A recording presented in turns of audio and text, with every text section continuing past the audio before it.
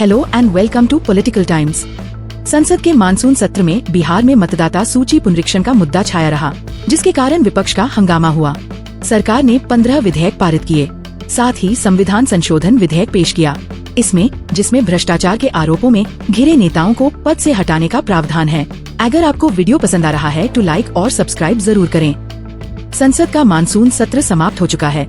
21 जुलाई से शुरू हुए संसद के इस सत्र में बिहार में निर्वाचन आयोग द्वारा वर्तमान में किए जा रहे मतदाता सूची के विशेष गहन पुनरीक्षण का मुद्दा छाया रहा।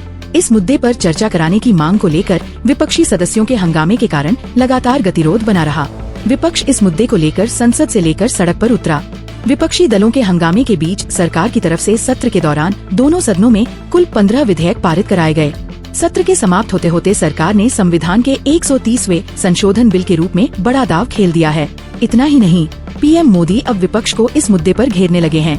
ऐसे में बिहार चुनाव से पहले विपक्ष के सामने बीजेपी ने भ्रष्टाचार के मुद्दे पर एक नई चुनौती पेश कर दी है।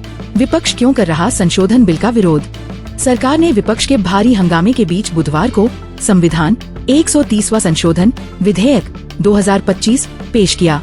इसमें प्रधानमंत्री, मुख्यमंत्रियों और मंत्रियों को गंभीर आपराधिक आरोपों में गिरफ्तार किए जाने और लगातार 30 दिन तक हिरासत में रहने पर पद से हटाए जाने का प्रावधान है। हालांकि सरकार ने इस बिल को संसद की संयुक्त समिति को भेजने का प्रस्ताव किया, जिसे दोनों सदनों ने मंजूरी दे दी। इस बिल को लेकर विपक्ष का कहना है कि गंभीर अपराधों के आरोपों में गिरफ्तार किए जाने पर प्रधानमंत्री, मुख्यमंत्री या मंत्री को उनके पद से हटाने का प्रावधान करने वाले विधेयक का उद्देश्य विपक्षी दलों के नेतृत्व वाली सरकारों को आतंकित करना है। विपक्ष का कहना है कि संविधान संशोधन विधेयक देश को डिक्टेटरशिप की तरफ ले जाने की कोशिश है। यह बिल्कुल गलत है। यह विपक्ष के लिए भी एक तरीके से खतरे की घंटी जैसा है।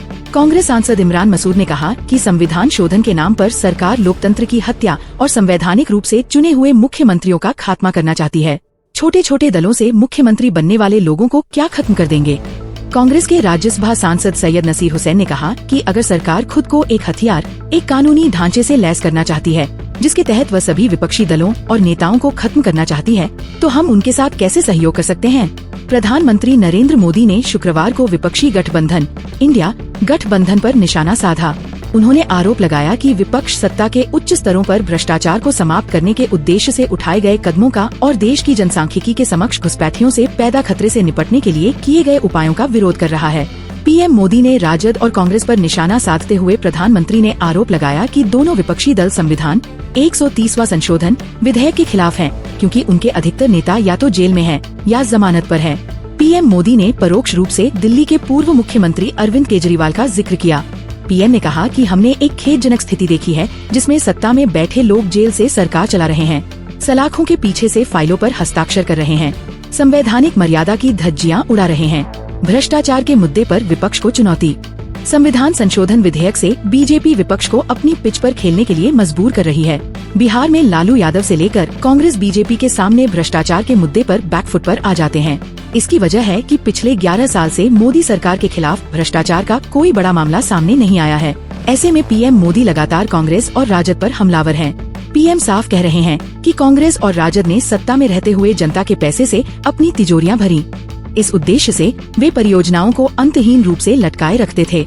इसके विपरीत मैं आज उस पुल का उद्घाटन कर रहा हूँ, जिसका शिलान्यास मैंने कुछ साल पहले ही किया था। आपके इस पे क्या विचार है? कमेंट्स में जरूर बताएं। And don't forget to like and subscribe please.